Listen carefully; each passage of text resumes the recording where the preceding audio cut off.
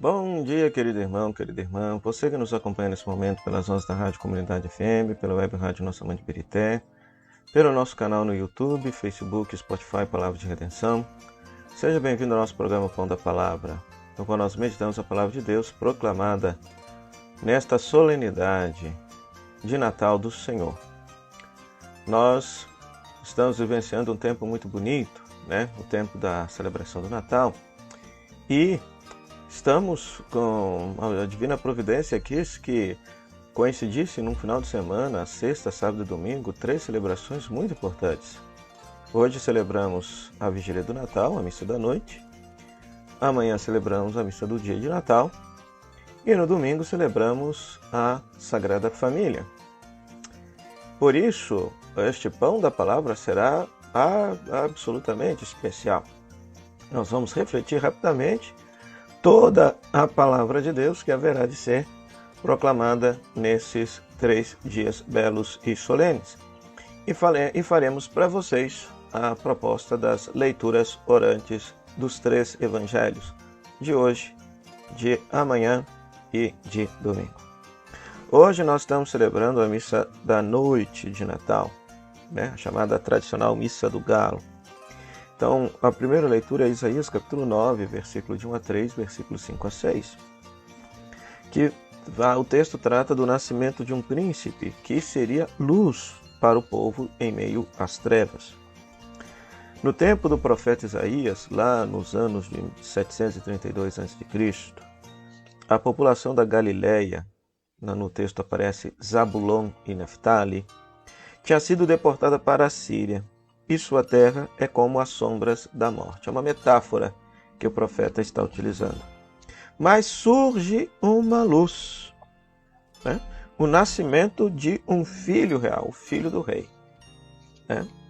Ele recebe títulos de inimaginável grandeza, exprimindo a confiança colocada nele. A Galileia oprimida torna-se imagem de toda a humanidade, e aquele em quem ela coloca sua esperança deve ser o Salvador de todos. Então, o nascimento do rei, que traria esperança para o povo do norte que havia sido deportado, esperança de ser o Messias, esperança de ser o Salvador, ele é apresentado como uma luz que brilha no meio das trevas. Não é à toa que essa celebração é realizada justamente dentro de um contexto da luz que vence as trevas, Por isso que no tempo do Natal nós enfeitamos as nossas casas com luzes, Porque todas essas luzes representam a luz de Deus, representa Jesus, que é a verdadeira luz, Então, dito isso, se a humanidade estava nas trevas do pecado e da morte, agora lendo de forma cristã esse texto, então nasceu para nós um menino que vai ser luz, Jesus, que já veio para poder nos iluminar e nos tirar do caminho do pecado e da morte. O Salmo 96 nos convida a cantar um canto novo, pois o Senhor fez maravilhas, e a grande maravilha que Deus realizou foi o mistério da encarnação.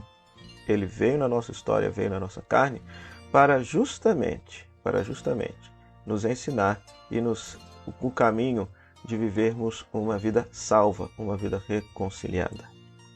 Já a segunda leitura, tirada da Carta a Tito, capítulo 2, versículo 1 a 14. O autor vai nos dizer que se manifestou a graça de Deus. Entre a primeira manifestação da graça de Deus em Jesus, que é o nascimento de Cristo, e a segunda, que se dará no fim dos tempos, situa-se o tempo da igreja e a nossa história.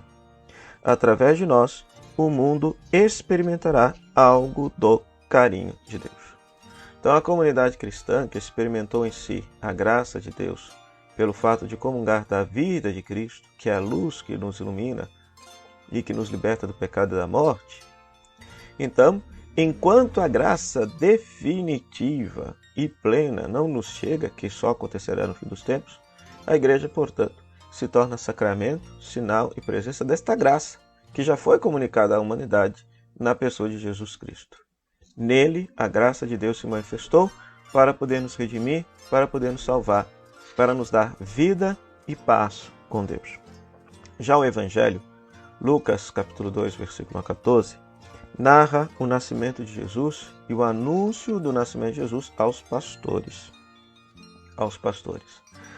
As esperanças messiânicas do Antigo Testamento oscilavam entre o surgimento de um novo rei davídico e um agir direto de Deus. Então nós tínhamos duas expectativas do Antigo Testamento.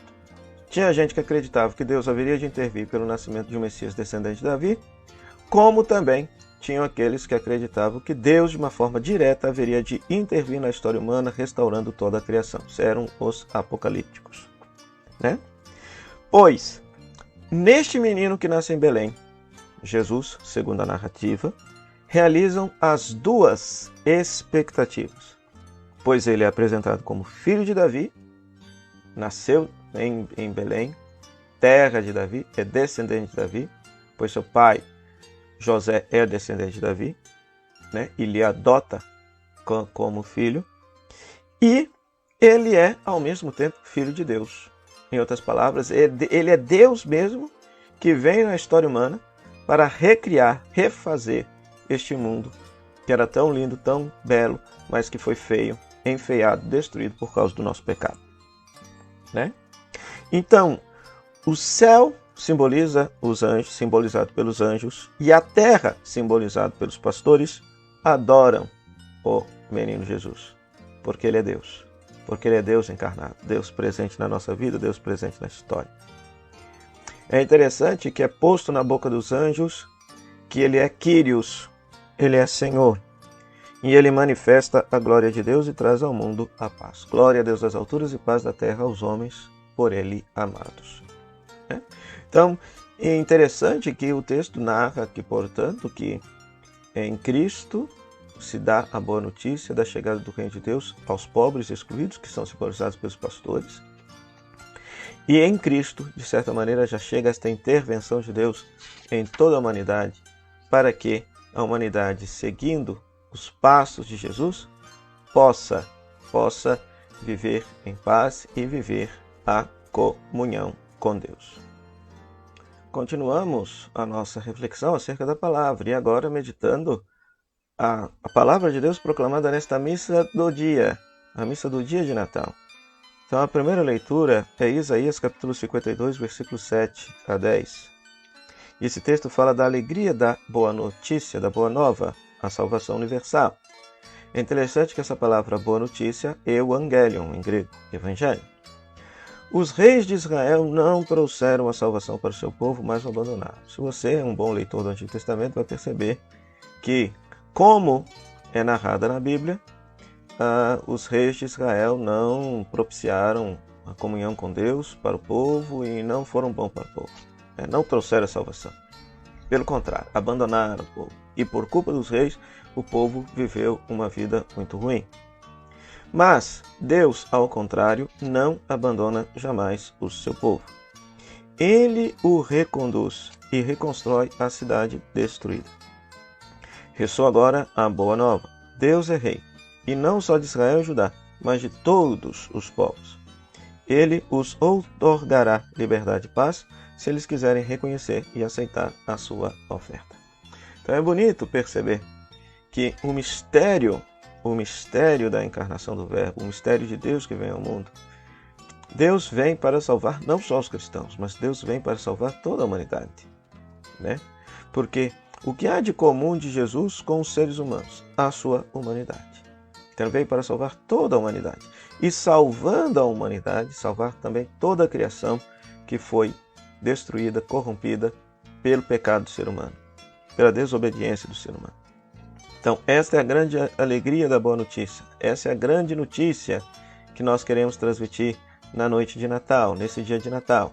Deus veio para salvar toda a humanidade, pela encarnação de seu Filho Jesus. O Salmo 98, o salmista nos convida a reconhecer justamente que Deus mostrou a sua bondade e a sua fidelidade. A segunda leitura, Hebreus capítulo 1, versículo 1 a 6, vai tratar justamente das palavras provisórias que Deus disse pelos profetas, as revelações provisórias que Deus fez, e a sua palavra definitiva, que é Jesus. De muitos modos Deus falou outrora pelos profetas, mas agora nos tempos que são os últimos, Deus nos falou por meio de seu Filho. Em Cristo plenificaram-se todas as manifestações de Deus. Ele venceu a morte e o pecado. E a glória de Deus se manifestou nele, em Cristo. A fé na sua obra redentora e glorificação junto ao Pai fundamenta a esperança de nosso pleno acabamento, a plenitude de nossa vida. Então, esse texto aqui é fundamental. Por quê? Porque ele é a chave para o entendimento do que significa celebrar o Natal do Senhor.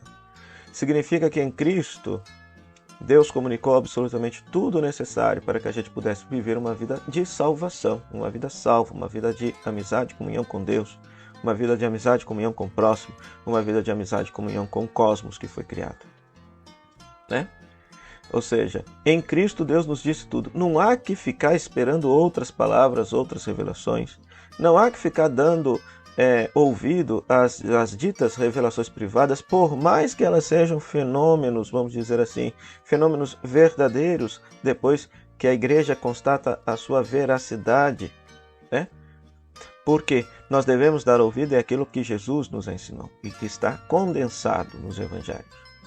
Que está sintetizado nos evangelhos. Dar ouvido a Jesus e praticar aquilo que Jesus nos ensinou. Porque ele é a palavra definitiva de Deus para a humanidade, que já foi dita há muito tempo e que nós devemos ouvir. Utilizando a imagem do Natal, ou seja, permitir, deixar com que um Natal de fato aconteça na nossa vida, que Jesus nasça na nossa história. Já o Evangelho é João, capítulo 1, versículo 1 a 18, que também é um texto belíssimo, um texto importantíssimo, porque nos revela o sentido daquilo que nós estamos celebrando. A palavra de Deus se tornou carne, se tornou existência humana.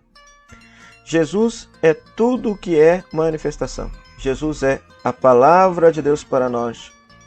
Desde a palavra da criação e mesmo antes. No princípio era o Verbo estava com Deus, o Verbo era Deus. Ora, essa manifestação de Deus, sua palavra é carne. O Verbo se fez carne e habitou entre nós. É existência humana mortal.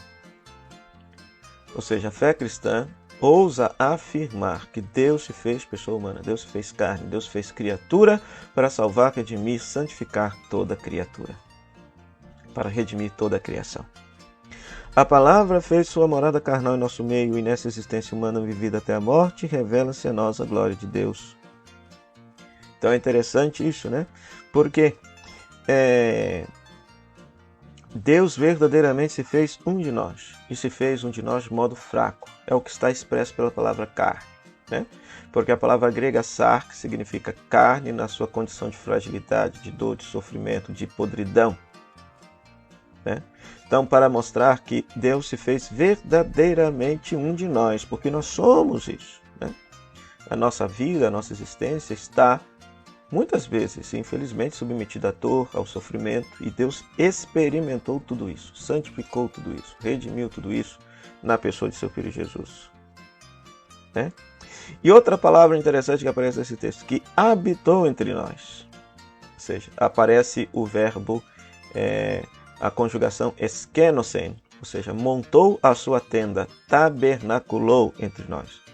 Então, quando o Verbo se encarnou, ele não veio num palácio, ele não veio no meio da riqueza, mas ele veio numa tenda.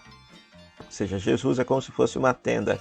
Aquela mesma tenda na qual, lá, por exemplo, lá no livro do Gênesis, lá no livro do Êxodo, que se carregava e se guardava naquela tenda provisória a Arca da Aliança. Né? A Arca da Aliança com as tábuas da lei. Né? Então, ali era a manifestação de Deus para o povo de Israel, pois agora a nova manifestação, um novo tabernáculo no qual nós temos livre acesso ao Pai do Céu para poder rezar e adorar, é a pessoa de Jesus Cristo. Para nós, isso significa uma decisão, adesão ou rejeição. Esse texto de João nos deixa bem claro, ou seja, nós podemos acolher esse presente que é Jesus, como podemos rejeitá-lo. Esse presente já nos foi dado há quase 2000 anos, há mais de 2000 anos, e o que a humanidade tem feito com esse presente? Com a mensagem de Jesus, com o ensino de Jesus, com a palavra de Jesus? Acolhido ou rejeitado? Que nesse Natal, todos nós possamos de fato acolher esse presente que Deus nos dá para a nossa salvação. Por fim, querido irmão, querida irmã, nesse domingo celebramos a Sagrada Família. A Sagrada Família é a decorrência do mistério do Natal. se o Verbo verdadeiramente se fez carne e habitou entre nós, da mesma forma como que todo ser humano nasce na história humana, nascendo no seio de uma família, assim também o Verbo se encarnou no seio de uma família, para nos ensinar que cada família é um lugar onde se pode experimentar a manifestação e a presença de Deus. E aí nós teríamos como leitura, primeira leitura, Eclesiástico capítulo 3, versículo 3 a 7 e 14 a 17, que é um textinho que traz regras para a vida familiar. São regras da sabedoria judaica para a vida em família. E prevalece o respeito dos pais, o bom comportamento e o bom senso. Então é interessante que se diz que os filhos devem respeitar e temer os pais, cuidar dos pais, mesmo que estejam doentes e velhos, porque todo esse cuidado que os filhos têm para com os pais será revertido depois em forma de bênção da parte de Deus para os próprios filhos. Isso para nos mostrar que um bom papai e uma boa mamãe é um presente de Deus, é um sinal e presença de Deus na vida da sua família. Por isso que a própria Sagrada Escritura vai utilizar o termo honrar o pai, honrar a mãe, que é um termo que, a rigor, era para ser utilizado para uma pessoa muito importante, tal como um rei, um príncipe ou até mesmo o próprio Deus.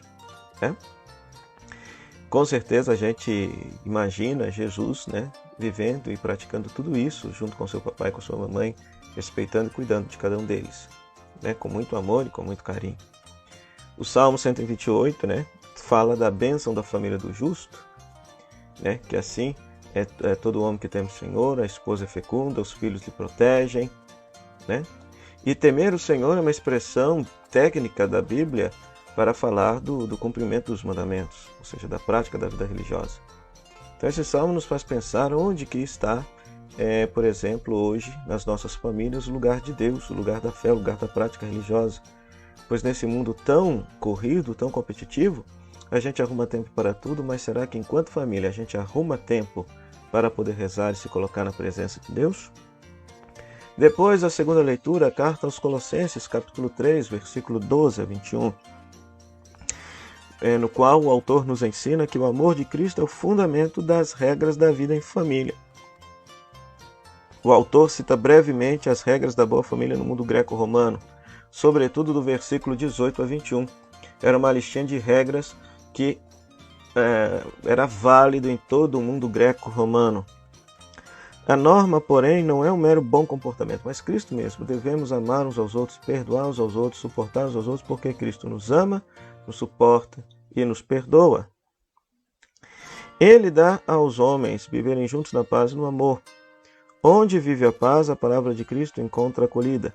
Aí também descobre-se a alegria na oração e no trabalho comum cada dia. Então, a medida do comportamento, a regra do comportamento é a pessoa de Cristo. Então, numa família cristã, as pessoas devem cuidar umas das outras e tratar umas das outras como Cristo cuida e trata cada um de nós. Quero destacar que nessa segunda leitura se fala sobretudo do perdão, como Cristo vos perdoou, perdoai-vos mutuamente. Se, por exemplo, numa casa, numa família não existe o espírito de perdão, e essa família se diz cristã, então há que se perguntar, onde é que está Cristo nesta casa? Será que Cristo de fato é referência dessa família, desse papai, dessa mamãe, desse filho que se diz cristão? Ou será que é apenas de nome? E depois, Lucas capítulo 2, versículo 41 a 52, que é o evangelho proposto para a festa da Sagrada Família neste ano C. Nós meditamos o evangelho de Lucas, Então, esse texto é uma narração que serve para nos mostrar o crescimento de Jesus em sabedoria e graça diante de Deus e diante da humanidade. Crescendo, Jesus toma consciência de que sua verdadeira casa paterna não é de Nazaré, mas o templo de Jerusalém. Sua romaria a Jerusalém prefigura o seu êxodo final para lá. Jesus de aluno se torna mestre. Os pais percebem algo do mistério de seu filho, mas só o conseguem acolher no vislumbre da fé. Então é um texto belíssimo, É interessante que no vídeo que nós gravamos aqui sobre o dia do Natal, como que se deu o nascimento de Jesus, nós dizíamos que os evangelistas narram a infância de Jesus já com traços da sua paixão e ressurreição, Então é interessante, né, que Jesus aqui, com 12 anos, era com um ritual que todo menino judeu fazia, o ritual de Bar Mitzvah, de se tornar adulto diante da fé. Então ali ele assume agora o entendimento, né? O menino Jesus, o adolescente Jesus, o jovem Jesus se torna um adulto Jesus, porque agora ele, por sua própria liberdade, haverá de cumprir os preceitos da lei de Israel, né? Os mandamentos, se tornou adulto na religião. Mas ao mesmo tempo, olha só que interessante, os pais passam 3 dias procurando, relembra justamente o comportamento da igreja, que passou 3 dias tentando entender o que aconteceu com Cristo, e depois de 3 dias, Cristo ressuscitado se lhe manifesta. Olha só, olha o paralelo com a infância, justamente com o dado da ressurreição, da paixão e ressurreição de Cristo. Além disso, a ida para Jerusalém relembra a ida definitiva de Jesus para Jerusalém, na qual haverá de sofrer a sua Páscoa, haverá de passar desse mundo para o Pai. Então é interessante isso. Mostra que a Sagrada Família de Jesus, a família de Jesus, também praticavam a fé, né? Porque eles estavam indo lá para justamente celebrar a Páscoa, Então Jesus também praticava a religião judaica, né? Ele, sendo Deus, verdadeiramente se encarnou, e todo ser humano, né, tem a necessidade de se vincular ao mistério, ao transcendente. E a forma de se vincular ao mistério, de cultuar a Deus, o transcendente, é justamente a prática da religião. Então é muito bonito, porque esse texto também nos mostra, em primeiro lugar, que o Verbo se fez carne no seio de uma família, então devemos aprender a enxergar Deus presente na nossa família, apesar dos problemas que ela tenha. Mas ao mesmo tempo ensina que essa família tem que ser uma família religiosa. Por quê? Porque a religião é o modo com o qual o ser humano se vincula ao mistério, ao sagrado. A religião é a forma pela qual o ser humano se relaciona com Deus. Nesse momento, querido irmão, querida irmã, quero propor para vocês as leituras orantes da Palavra de Deus nesses 3 dias de intensa solenidade que nós estamos vivenciando.